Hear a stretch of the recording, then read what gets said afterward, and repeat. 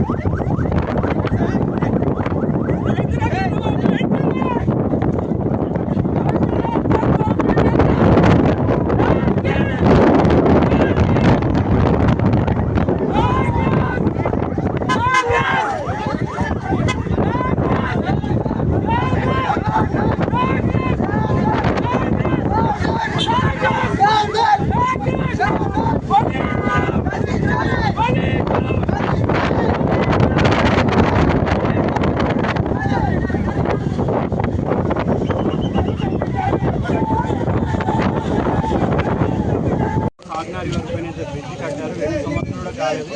మరి ఈ బ్రిడ్జి ఇక్కడ మధ్యలో సెంటర్లో హోల్ పడి మరి మొత్తం కాంక్రీట్ అంతా కూలిపోవడం జరిగింది. మరి ఈ సమస్యను ఈరోజు మినిస్టర్ గారు ఇక్కడ విజిట్ చేస్తున్నారు కాబట్టి మరి గత ప్రభుత్వంలో టీఆర్ఎస్ ప్రభుత్వంలో కాళేశ్వరం కూడా కూలిపోతుంది. మరి చాలా బ్రిడ్జ్లు కూలిపోతున్నాయి. అలానే ఇక్కడ ఈరోజు మన తాండూరు పట్టణంలో జరిగిందని చెప్పి వాటి దృష్టికి తీసుకోవడానికి మేము వివరణ ఇద్దామని చెప్పేసి ఇక్కడ శాంతియుతంగా ఉంటే మరి పోలీసులు మా పైన వాళ్ళు బలప్రయోగం చేయడం జరిగింది. ఇది తప్పు. ఎందుకంటే ప్రజా సమస్యలు తెలుసుకోవడానికి మంత్రులు మరి పర్యటన చేస్తారు. మరి వాళ్ళు హైదరాబాద్లో ఉంటారు. ఇంత దూరం వచ్చి ఈ సమస్య చూడకుండా వెళ్ళిపోవడం దాని పట్ల మేము నిరసన వ్యక్తం చేస్తున్నాం. ఇంకోటి ఏంటంటే ఆల్రెడీ ఈ సమస్య బయటకు వచ్చి 3 రోజులు అయింది. ఇంతవరకు ఇంజనీర్ పైన సస్పెన్షన్ కానీ లేకపోతే కాంట్రాక్టర్ పైన ఎలాంటి చర్యలు తీసుకోలేదు. సో మేము డిమాండ్ చేస్తుంది ఏంటంటే టీఆర్ఎస్ ప్రభుత్వం పైన కాంగ్రెస్ ప్రభుత్వం 2 సార్లు ఆరోపణ చేసి గవర్నమెంట్ విధంగా వాళ్ళ అవినీతిని బయట పెడతాము, మరి కాళేశ్వరం ప్రాజెక్టును దొంగని బయట పెడతాము, జైలు పంపిస్తాము, మరి వాళ్ళ పేపర్లు తీసి మెడలు చేసుకుంటామని చెప్పి ఈరోజు అయితే ముఖ్యమంత్రి గారు మంత్రులు చెప్తున్నారు. మరి వాళ్ళ కళ్ళ ముందు ఏదో సంఘటన జరిగింది ఇక్కడ. మరి దాన్ని చూడకుండా మంత్రి గారు ఇక్కడికి వెళ్ళిపోవడం అనేది శోచనీయం. సో మేము డిమాండ్ చేస్తుందంటే ఖచ్చితంగా ఈ అవినీతి పైన టీఆర్ఎస్లో జరిగినటువంటి అవినీతి పైన ఖచ్చితంగా ఎంక్వైరీ జరగాలి. మరి టీఆర్ఎస్లో ఈ తాండూరు అసెంబ్లీలో ఏదైతే ఇంతకుముందు నాయకులు ఉన్నారో వాళ్ళందరూ కూడా ఈ అవినీతిలో భాగస్వామ్యం. మరి వాళ్ళని ఈరోజు కాంగ్రెస్లో కలుపుకొని మరి వెంట తిప్పుకోవడం అనేది ఇది కూడా ప్రజలు గమనించాలి. మరి దీనిపైన పూర్తిగా విచారణ జరిగి ఈ బ్రిడ్జ్ మొత్తం వల్ల కొత్తగా నిర్మించాలని చెప్పి మేము డిమాండ్ చేస్తాం.